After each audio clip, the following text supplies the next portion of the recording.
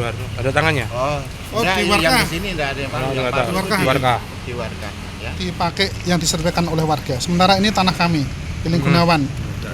Sehingga kami mau kemana-mana tidak bisa. Ini belakang udah penuh penduduk, udah rapat semua. Si mau direbuk gimana? Sampai jalan. Ini mau dirubuhkan semua, ditutup rapat begini. Jalannya dia, ini milik dia. Dari ini agendanya adalah saksi dari pihak kami sebagai penggugat.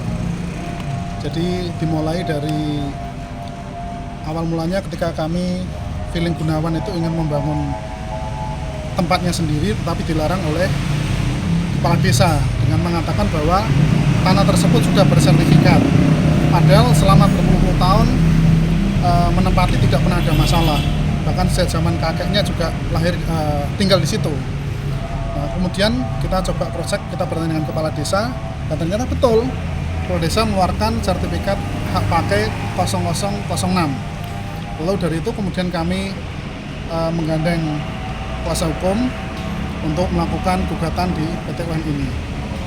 Nah, dalam gugatan ini ada beberapa hal kejanggalan yang menurut kami yang sudah sempat kami laporkan ke Polresta Pati.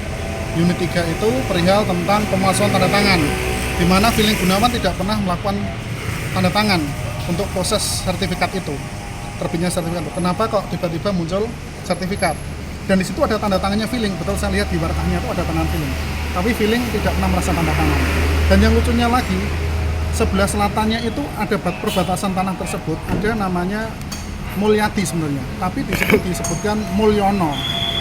Ini yang tanda tangan bukan Mulyono, bukan Mulyadi, tetapi Bukori. Nah, tidak ada kaitannya dengan hal itu.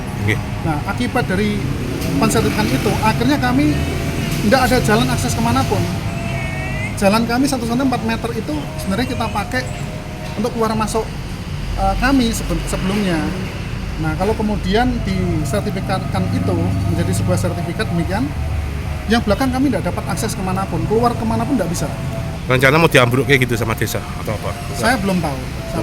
Tetapi kalau desa mengatakan kami tidak boleh membangun, berarti desa sedang ngancang-ngancang ingin ngambruk kayak apa ya? Nah, rencananya begitu mungkin.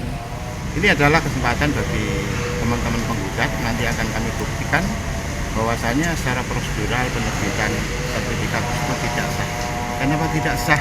Karena menurut peraturan pertanahan, suatu bidang sertifikat tidak boleh mengurung tanah yang berbatasan langsung, itu salah satunya. Kemudian yang kedua, dalam hal ini juga ada indikasi tindak pidana pemalsuan surat keterangan penguasaan tanah yang dilakukan oleh pemerintahan desa, di mana secara material pemerintahan desa tidak pernah menguasai atau memanfaatkan objek sertifikat tersebut, tapi di situ diterangkan bahwasanya pihak pemerintahan desa sebelum mengajukan permohonan sudah menguasai fisik tanah yang dimohon itu. Itu berubah jadi hak pakai dari kapan dan itu hak pakai atas nama siapa? Hak pakai atas nama pemerintahan desa. Jadi berdasarkan kemarin pemeriksaan digital itu kita ditunjukkan sertifikatnya hak pakai nomor 0006 atas nama pemerintahan desa Karaban. Kemudian tujuan atau peruntukannya adalah untuk Karang Taruna. Nah, kenyataan teman-teman semua ini kami tanya tidak pernah melihat ada kegiatan Karang Taruna di situ.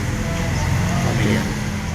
Kalau berdasarkan keterangan yang kami himpun yang hari ini nanti akan kami ajukan di persidangan, itu penguasaan klien kami ini secara turun temurun itu dimulai sejak tahun 46-48. Jadi 1946-48 turun temurun.